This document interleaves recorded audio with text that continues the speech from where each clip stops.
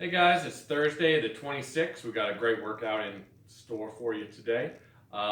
First, we've got a little bit of a complicated warm-up that we're going to go through. All you'll need is a kettlebell or a dumbbell, and then either a jump rope or you'll be doing jumping jacks for this. So first thing we're going to do is we're going to do a single arm kettlebell or dumbbell strict press. So that's just either going to be in a standing or sitting position, either is fine. We're just going to press that dumbbell overhead, bring it back down, 8 on each arm. Then we'll do 30 seconds of single unders or jumping jacks. And then we're going to take that same dumbbell. We're going to do our kettlebell ground to overhead, kettlebell or dumbbell ground to overhead. You can either do that as a snatch, one single movement, or if you'd like to bring it up in a clean and then press it overhead or jump it overhead, that is also fine. The snatch version of that is just going to look like one single movement. And then after that, we're just going to do hops, just small hops, laterally over your dumbbell or kettlebell, just to warm up a little bit in those calves. Finally, you're going to go over to a wall. We're going to do a calf stretch. What that means is we're just going to put our foot here at an angle. We're going to really get a good stretch here in that calf.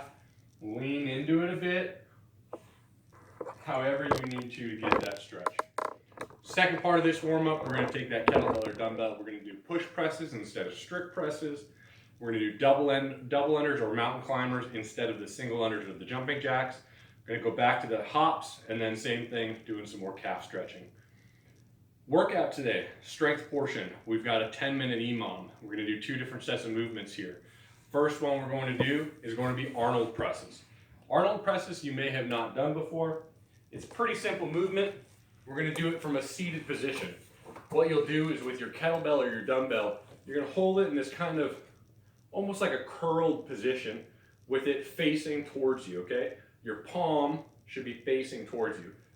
We are then going to take that one smooth motion, we're going to drive that overhead while rotating. So now you can see that my palm is facing out, away from me. So during this movement, you're going to go back and forth through that rotation, pushing it overhead. Now what we want to make sure happens is when you come back down into this position, you're really going all the way to the bottom of that position. You should be feeling it in your back and your shoulders here. We don't want to just bring it to a shortened position where you're not going to get the full range of motion. So we want to make sure we're bringing it all the way down and then coming all the way to the top, making sure we're locked out at the top. We've got that bicep right up next to our ear, okay? Second part of that EMOM is going to be double unders or single unders, or if you don't have a jump rope at home, we're just going to do mountain climbers today. Mountain climbers, again, 2 different ways to do that. You can either do it fast, bringing your knees up to your elbows, or you can do the other motion where you're bringing your foot kind of up close to your hands, just in this position here. Either of those is fine today in that strength portion. After that strength portion, take a little bit of a rest, and then we're going to get into our Metcon. Metcon is very similarly styled.